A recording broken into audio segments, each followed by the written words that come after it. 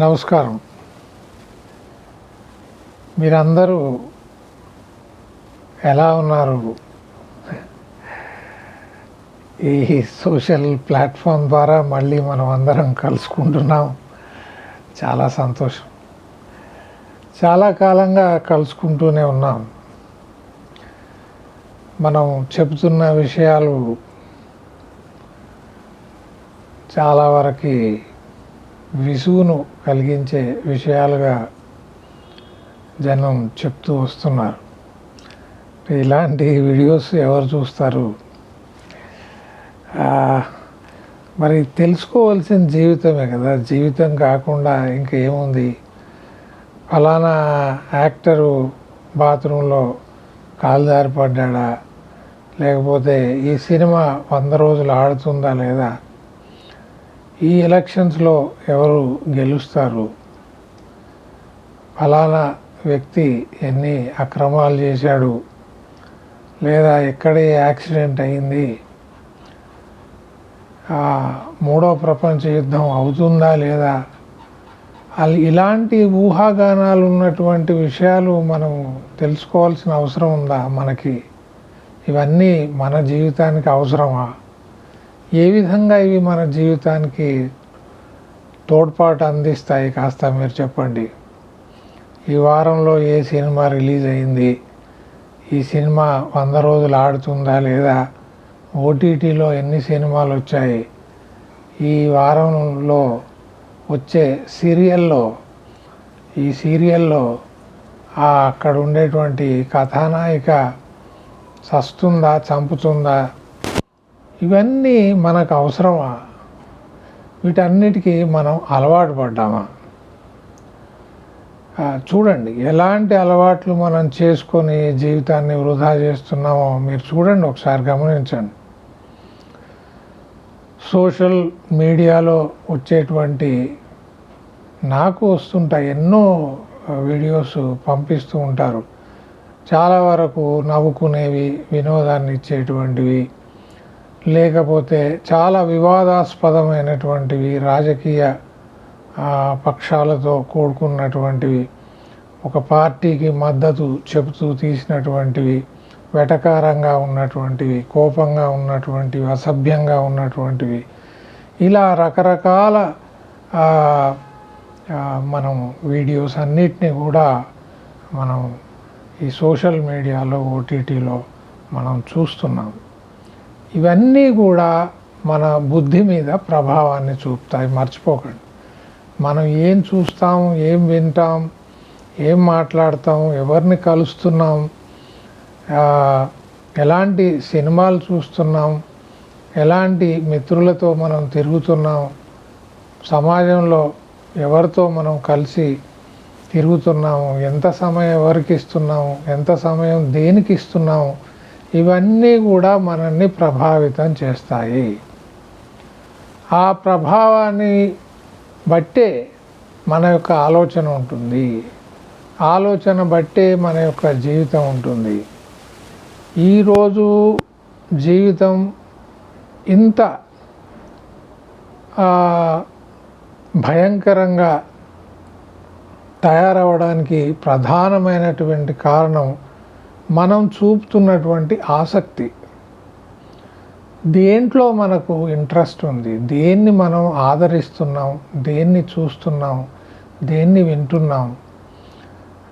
చాలామంది అంటుంటారు ఏంటంటే, గతంలో లాగా సమాజం లేదు, గతంలో వచ్చినట్టుగా సినిమాలు రావట్లేదు, గతంలో ఉన్నటువంటి నాయకులు లేరు, గతమే చాలా బాగుండేది.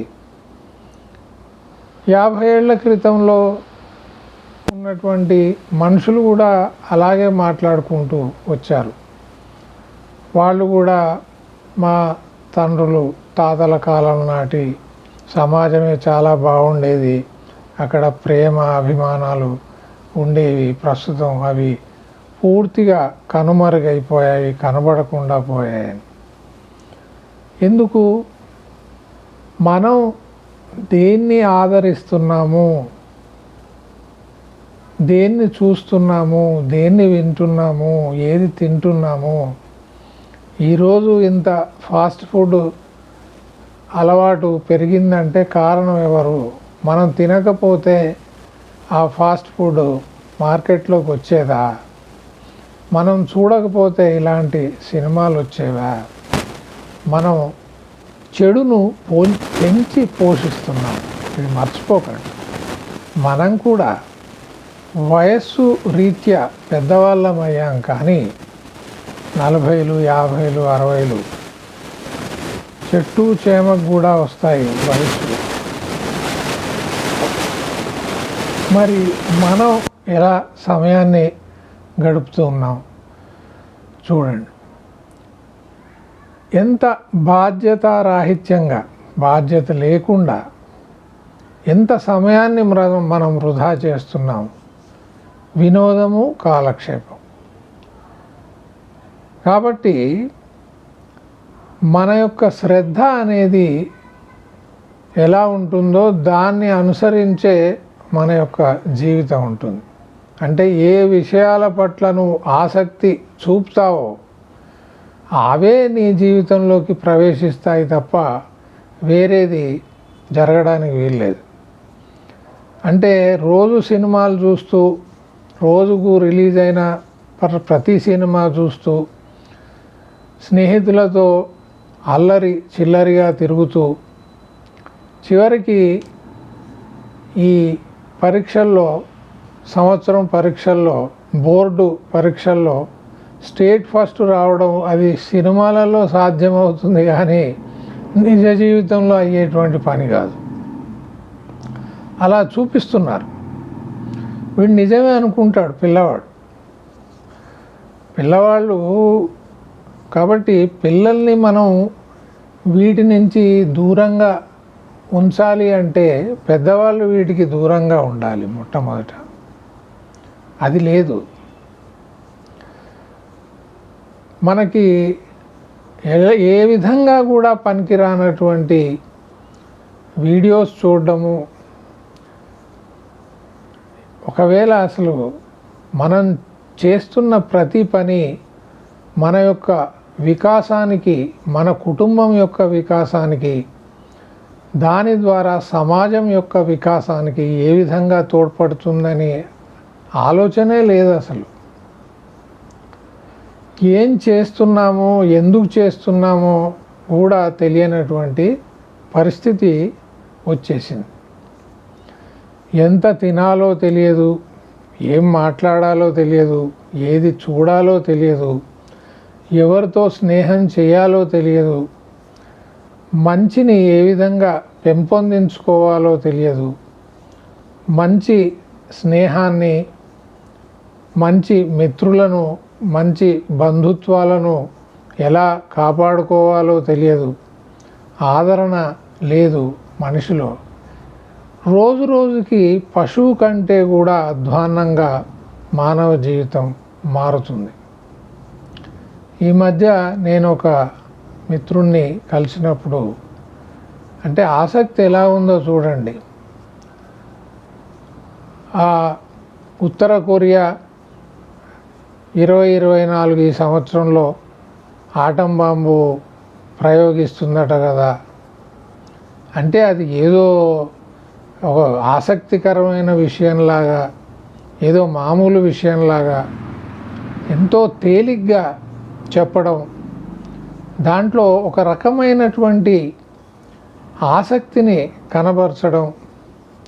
అంటే ఆటం బాంబు ప్రయోగిస్తే అదేమైనా దీపావళి తారాజువా మనం చూసి ఎంజాయ్ చేయడానికి, అబ్బా ఎంత బాగా పేలింది, ఎన్నో కాంతులను అది వెదజల్లిందని ఆనందించడానికి కాదు కదా. దీని పట్ల మనం తీవ్రమైనటువంటి ఆందోళనను వ్యక్తపరచాలి. నిజానికి ఎవరి పనిలో వాళ్ళు ఉన్నారు. ఏమనుకుంటున్నారంటే మన పని, మన వ్యక్తిగతంగా మనం డబ్బులు సంపాదించుకొని సుఖాలను అనుభవించి మనకి ఇష్టం వచ్చినట్టుగా ప్రవర్తిస్తూ పోతే ప్రపంచం ఏ విధంగా ఉంటే మనకేమిటి అని అనుకుంటున్నారు. కానీ సమాజంలో వచ్చేటువంటి మార్పులు నిన్ను చుట్టుముడతాయి, నీ కుటుంబాన్ని ప్రభావితం చేస్తాయి. నువ్వు అనాలోచితంగా ఏ విధంగానైతే సమాజాన్ని దేశాన్ని ప్రభావితం చేస్తున్నావో అర్థమవుతుందా? ప్రతి వ్యక్తి చేసేటువంటి పని, ప్రతి ఒక్కరూ వారు చేసేటువంటి పని ఏదైతే ఉందో అది మొట్టమొదటగా వాళ్ళ కుటుంబాన్ని, వాళ్ళ చుట్టూ ఉండేటువంటి సమాజాన్ని, తద్వారా దేశాన్ని, ప్రపంచాన్ని ప్రభావితం చేస్తుంది అనే సంగతి మీకు తెలుసా? ఈ ప్రపంచం మనందరి చేత నిర్మింపబడుతుంది కాబట్టి మన పిల్లల యొక్క భవిష్యత్తు మన చేతుల్లో ఉంది. మన సమాజము, మన దేశం యొక్క భవిష్యత్తు మన చేతుల్లో ఉంది. మనం చక్కగా బాధ్యతాయుతంగా ఎంతో నిర్మాణాత్మకంగా మన జీవితాన్ని గడపాల్సి ఉంది. మనం చేసేటువంటి పని మన చుట్టూ ఉండేటువంటి సమాజాన్ని తీర్చిదిద్దుతుంది.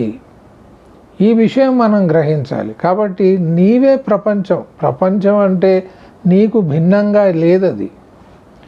ఈ ప్రపంచాన్ని మనందరం కలిసి నిర్మించుకున్నాం. యథార్థం మీరే ప్రపంచం, ప్రపంచమే మీరు. ఒక్క వ్యక్తి కూడా, ఉన్నత పదవుల్లో ఉన్నటువంటి ఏ వ్యక్తి అయినా ఒక తప్పుడు నిర్ణయం తీసుకుంటే దాని ద్వారా లక్షలాది కోట్లాది మంది ప్రభావితులవుతారు. అది మంచి నిర్ణయం అయితే లాభపడతారు, అది చెడు నిర్ణయం అయితే నష్టపోతారు. చూడండి, ఒక కుటుంబంలో ఉండేటువంటి పెద్ద, తల్లి కానివ్వండి, తండ్రి కానివ్వండి, తాత కానివ్వండి, మరొకరు కానివ్వండి, బాధ్యత లేకుండా విచ్చలవిడిగా వారు గనక ప్రవర్తిస్తే ఆ ప్రవర్తన ద్వారా ఆ కుటుంబం పూర్తిగా, ఆ కుటుంబం అంతా కూడా చితికిపోతుంది. నేను ఎలా బ్రతికితే ఏమిటి, నా వల్ల పెద్దగా ఒరిగేది ఏమిటి సమాజానికి కానీ ప్రపంచానికి కానీ అనుకోవడం చాలా తప్పు. ప్రతి మాట, ప్రతి చేత, ప్రతి మాట తర్వాత ప్రతి పని కూడా సమాజాన్ని, దేశాన్ని, చివరికి ప్రపంచాన్ని ప్రభావితం చేస్తుంది. కాబట్టి మనం చేసేటువంటి ప్రతి పని కూడా ఎంతో బాధ్యతాయుతంగా, చాలా నిర్మాణాత్మకంగా ఉండాలి. ఆ రకమైన జీవితాన్ని గడపడానికి మనందరం కూడా శ్రద్ధ చూపాలి, కృషి చేయాలి. కాబట్టి ప్రపంచానికి నీకు ఏమీ తేడా లేదు, నీవే ప్రపంచం, ప్రపంచమే నీవు అన్న సత్యాన్ని మనం, పచ్చి నిజాన్ని ఎంత తొందరగా గ్రహిస్తే మనందరికి కూడా చాలా మేలు కలుగుతుంది. మనం మనకి మేలు చేసుకున్న వాళ్ళం అవుతాం. నమస్కారం.